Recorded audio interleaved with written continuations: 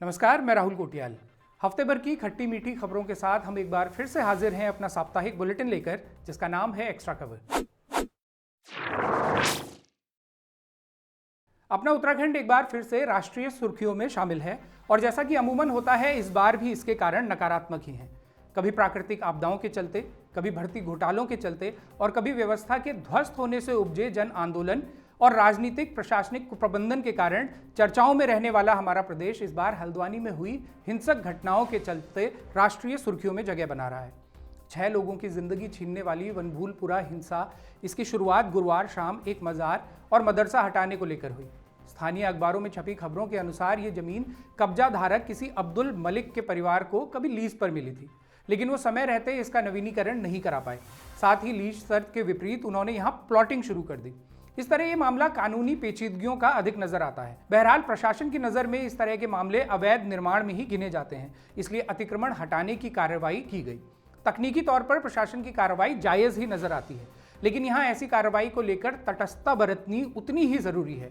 बड़ी विडंबना है कि देश के ज्यादातर धर्मस्थल अवैध जमीनों पर ही बने हैं। इनमें से कई तो भीड़ भरे बाजारों और व्यस्त सड़कों पर जोर जबरदस्ती के दम पर बने हैं, बल्कि अब भी बनते ही जा रहे हैं। इस कारण यातायात से लेकर आम जनजीवन तक कई तरह से प्रभावित होता है, लेकिन प्रशासन ऐसे सभी धर्मस्थलों पर एक समान कार्रवाई करने की बजाय पिक एंड चूज की कार्रवाई करता है। जब कुछ ही धर्मस्थलों को निशाना बनाया जाता है तो लोगों में व्यवस्था के प्रति आक्रोश और संदेह पनपना आधारहीन नहीं लगता। यही आक्रोश और अविश्वास वनभूलपुरा में भी नजर आता है। धामी 2.0 सरकार आने के बाद से ही लगातार अवैध धर्मस्थलों को तोड़ने का अभियान चल रहा है, लेकिन ये जितना सराहनीय है उतना ही एक तरफा भी दिखता है। दिक्कत यह है कि सरकार इस अभियान के जरिए समस्या का समाधान करने के बजाय राजनीतिक संदेश देने की अधिक कोशिश करती नजर आती है। लेकिन वनभूलपुरा की हिंसा का ये पहलू भी सतही है, इसे थोड़ा और गौर से समझने की जरूरत है। वनभूलपुरा बीते 2 दशक से अवैध निर्माण और अतिक्रमण विरोध अभियान के दौरान होने वाले टकराव का गवाह रहा है। बीते साल इस बस्ती को ध्वस्त करने का मामला राष्ट्रीय स्तर पर उछला था।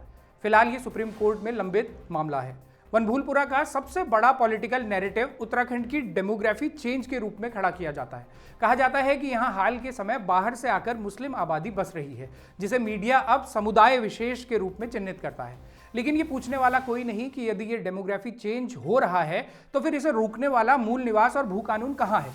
वही मूल निवास और भू कानून जिसके लिए रविवार को भी हजारों लोग अपना काम धाम छोड़कर टिहरी की सड़कों पर नजर आए। इससे पहले देहरादून, हल्द्वानी और बागेश्वर में भी इसी तरह का आंदोलन हो चुका है।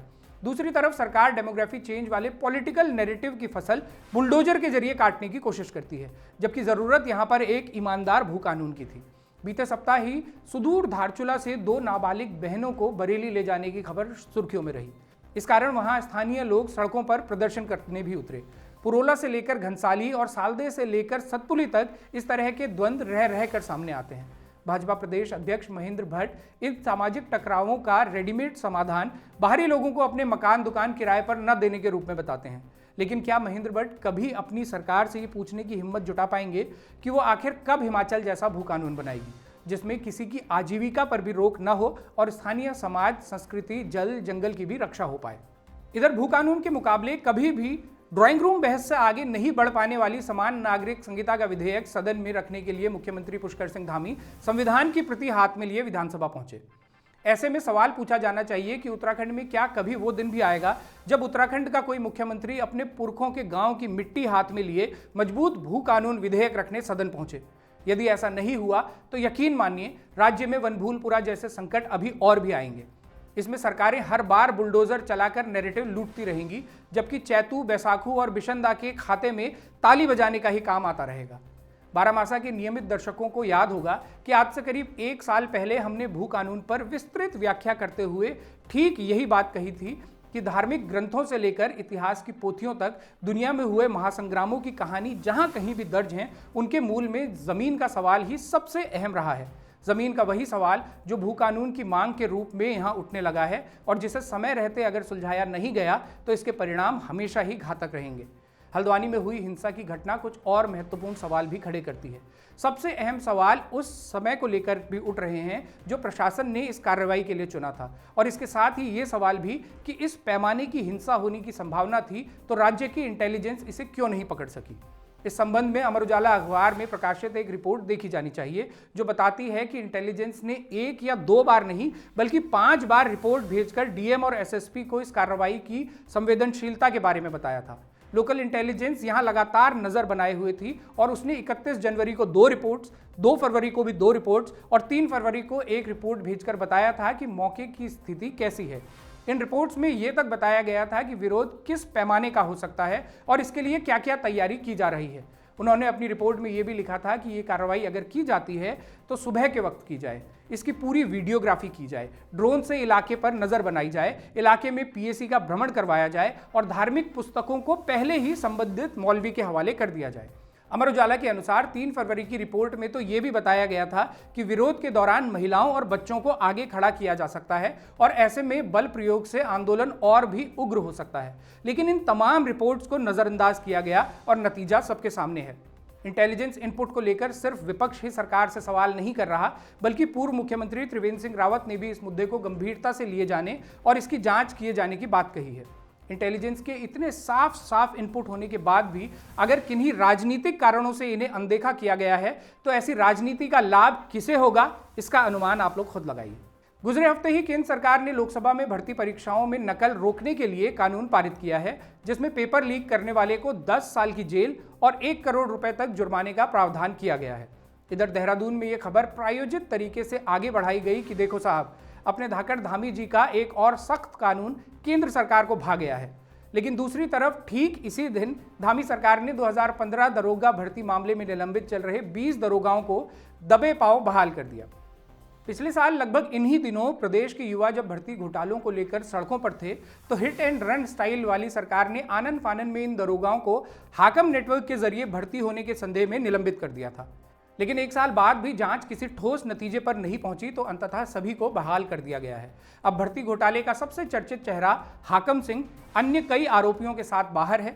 संदिग्ध दरोगा भी बहाल हो चुके हैं और सचिवालय के निलंबित एपीएस की ससम्मान बहाली के लिए पैरवी हो रही है। कुल मिलाकर प्रदेश के लाखों युवाओं का भविष्य चौपट करने वाला भर्ती घोटाला चुपके से दफन होने की राह पर है, रात गई बात गई की तर्ज पर। हाँ, उत्तराखंड ने देश का सबसे मजबूत नकल विरोधी कानून बनाया है। इसके प्रचार में कोई कोर कसर नहीं छोड़ी जानी चाहिए। लेकिन इसी दौरान इंडियन एक्सप्रेस अखबार में छपी खबर के अनुसार बीते 5 साल में देश के 15 राज्यों में पेपर लीक के कुल 41 मामले दर्ज हुए, जिसमें से उत्तराखंड जैसा छोटा राज्य चौथे नंबर पर है। वो भी तब जब इसमें उत्तराखंड विधानसभा भर्ती घोटाला शामिल नहीं है, क्योंकि इसमें पेपर लीक के लिए कोई संभावना ही नहीं थी। आवेदकों को सूत्रों से विधानसभा में समीक्षा अधिकारी के पद रिक्त होने की जानकारी मिलती है और माननीय विधानसभा अध्यक्ष के नाम भेजे गए एक सादे से आवेदन के जरिए उन्हें नौकरी मिल जाती है। सूत्रों की महिमा तो देखिए कि तत्कालीन विधानसभा अध्यक्ष गोविंद सिंह कुंजवाल के बेटे और बेटी को भी अपने पापा के नियंत्रण वाली संस्था में रिक्त पदों की जानकारी सूत्रों से ही मिलती है। इसके बाद कुंजवाल ने गणित के सादे से सूत्र माना कि 2 पद रिक्त हैं और इसके सापेक्ष 2 बेरोजगार उपलब्ध हैं। इसका प्रयोग करते हुए अपने बच्चों को ही अपने नियंत्रण वाली संस्था में अफसर बना दिया। है ना ट्रांसपेरेंसी की हाइट। ट्रेंडिंग रील की भाषा में कहें तो मजे ही मजे, फुल ऐश। और ये सब उसी उत्तराखंड में हुआ जिसे हमारे नेताजी देवभूमि, तपोभूमि, हिमालय, गंगा, यमुना, केदारखंड, मानसखंड जैसे नाम देते हैं। इधर प्रदेश के मुख्यमंत्री जब समान नागरिक संहिता विधेयक पारित किए जाने पर देहरादून में पुष्प वर्षा से अभिभूत हो रहे थे, ठीक उसी समय श्रीनगर गुलदार के आतंक से रात्रिकालीन कर्फ्यू से गुजर रहा था। यहां आदमखोर गुलदार ने 24 घंटे के अंदर 2 बच्चों की हंसती खेलती जिंदगी छीन ली। दैनिक जागरण में उत्तरकाशी डेटलाइन से प्रकाशित खबर के अनुसार बीते 10 महीने में वहां गुलदार के हमले की 9 घटनाएं हो चुकी हैं। देहरादून में भी इस दौरान कई जगह गुलदार नजर आता रहा, लेकिन ब्लैक कैट कमांडो की सुरक्षा में रहने वाले जनप्रतिनिधियों को भला बिग कैट के आतंक की क्या ही चिंता होगी। इसलिए सरकार इस मामले में कभी भी मुआवजा देने या पिंजरा लगाने जैसे फौरी उपायों के अलावा कुछ भी करती नजर नहीं आती। दूसरी तरफ जिनका सीना अभी भी पत्थर का नहीं हुआ है वो विकल्प लेकर आ रहे हैं।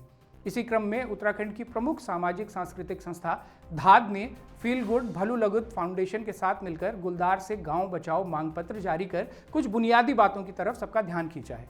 धाद की ओर से जारी इस मांग पत्र में स्कूल सहित गांव के मुख्य मार्गों की झाड़ियों को मनरेगा के जरिए साफ किए जाने की मांग प्रमुखता से उठाई गई है। साथ ही गांव के 100 मीटर के दायरे में सभी खेतों को आबाद किए जाने और इन खेतों से कुकाट, काला बांस, गाजर घास, लेंटाना को पूरी तरह साफ करने पर जोर दिया गया है। ये मांग एकदम जायज़ भी है। बंजर हो चुके खेतों में उगी झाड़ियां गुलदार को मानव बस्ती के बेहद करीब सुरक्षित ठिकाना प्रदान करती हैं। गांव की पगडंडियां इस कारण चलने लायक नहीं बची हैं, लेकिन हमारी ग्राम पंचायतों का सारा ध्यान सीसी मार्ग या पुश्ता बनाने पर है। गांव में गुलदार का खौफ कम करना है तो आसपास के खेतों को मनरेगा जैसी योजनाओं के जरिए साफ तो किया ही जा सकता है। इस हफ्ते की एक और बड़ी खबर, कई बार भाजपा कांग्रेस के बीच आया राम गया राम हो चुके पूर्व कैबिनेट मंत्री हरक सिंह रावत के ठिकानों पर ईडी छापेमारी की भी रही।